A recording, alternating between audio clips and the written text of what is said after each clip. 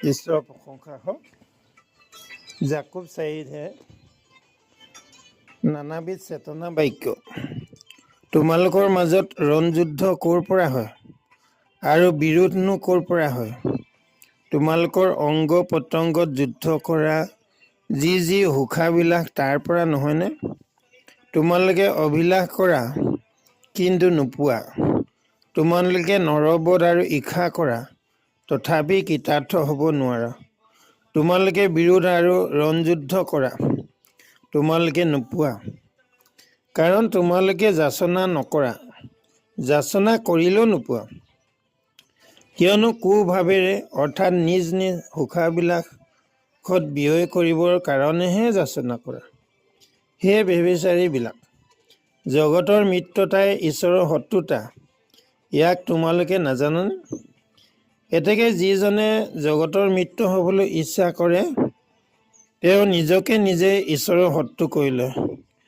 নাইবা শাস্ত্ৰে অনৰ্থক ৰূপে কয় বুলি তোমালোকে ভাবিছানে? যি আত্মা তেওঁ আমাত বাস কৰাইছিল, সেই আত্মাই অসূয়ালৈ হাবিয়াস কৰেনে? কিন্তু তেওঁ মহা অনুগ্ৰহ দান কৰে।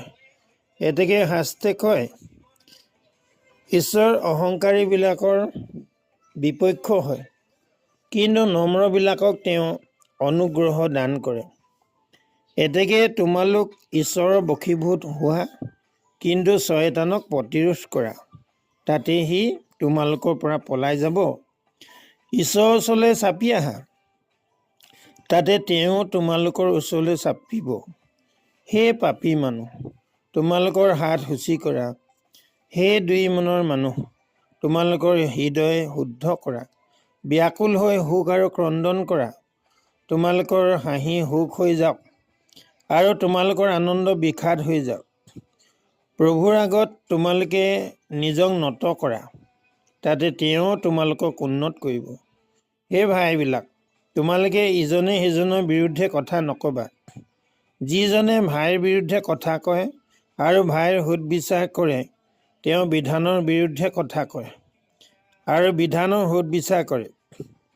কিন্তু তুমি যদি বিধানৰ সুদবিচাৰ কৰা, তেন্তে বিধান পালনকাৰী নহয়, বিচাৰকৰ্তা হৈছে।